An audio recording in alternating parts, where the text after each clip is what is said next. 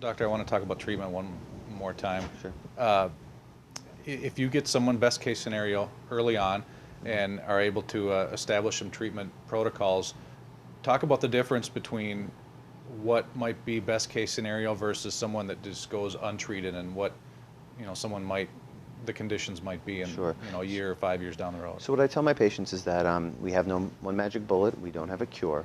But if my patients are invested and the family members help, and this is a team approach, and we do this 20-step plan. Every time you come into my office, every 3 to 4 months, I'm going to start you on something else. And we're going to talk on the phone, and we're going to stay in contact, and we're going to keep on going as long as it's safe and is grounded in scientific evidence and has the potential for benefit, and that patient wants me to do anything and everything, we're going to start these things. And if we can start this in a regimented order that I can oversee and check, I say to patients that for the first year or two, you're going to do okay. We're going to do as best as we can to stabilize this disease. I think expectations are important. It's my goal to have every patient at least try to stay stable for at least a year or two. If we are able to see improvement, that's a win, that's a home run, then we're making progress. If we see significant improvement, that's a grand slam. That means we've done really well. But it should be our expectation just to get on base. I want to stabilize things for a little while. I want to treat the symptoms. I want to do things that will potentially slow down the process. And I want to at least give the patient every option they can to do okay. When someone who's not treated at all, they will continue to decline over time. It's really difficult to say. Some of my patients do really well for 2, 3, 4 years. Other patients do pretty good for a little bit longer. Other patients, no matter what I do, 6 months, a year, 2 years, a significant amount of decline. And for years I've racked my brain and I've tried and I've said, "Oh, we've done everything. I've seen you every 3 to 4 months. We've talked on the phone. You've followed my plan. You've done every single thing I could have possibly asked, and thank you for doing that. But we just haven't made progress." I'm learning about why specific patients improve and don't. And it really, in my opinion, and I don't think we have the evidence yet, I think it's based on the genes. You can have a very specific genetic makeup to where you can do almost everything for Alzheimer's disease, and you're not going to see that much of an effect. I still think there has to be much research to be done to figure this out. But setting expectations, realistic expectations, are important, and all patients do not respond the same to these treatments.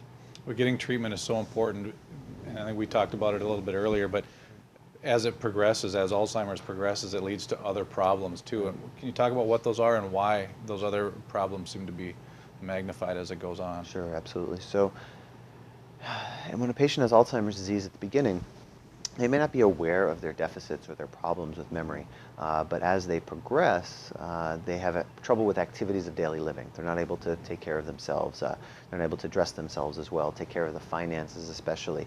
They lose the ability to drive because they get lost or are a danger to others. These are things that require a significant amount of caregiver time, support, and really leads to a significant amount of effect of caregiver burden. When you treat an Alzheimer's patient, you're not just treating the patient, you're treating the caregiver, you're honestly treating the whole family. And this is what I see every day. It's really imperative to treat aggressively in my clinical experience, because if you can treat aggressively, we've been able to show that, for example, the combination of FDA-approved medications alone can actually delay nursing home placement by over a year, year and a half. That's enough to pay for a lifetime of medications. It's also enough to, help the caregiver. We've seen time and time again that caregivers receive so much stress and so much burden. And I see, my cousin's husband. Just I feel for him. I try to give him advice. I try to tell him how important it is to have respite care, caregiver support, taking a break, taking care of themselves. This is a disease that absolutely doesn't only affect the patient, but affects the caregiver and the whole family.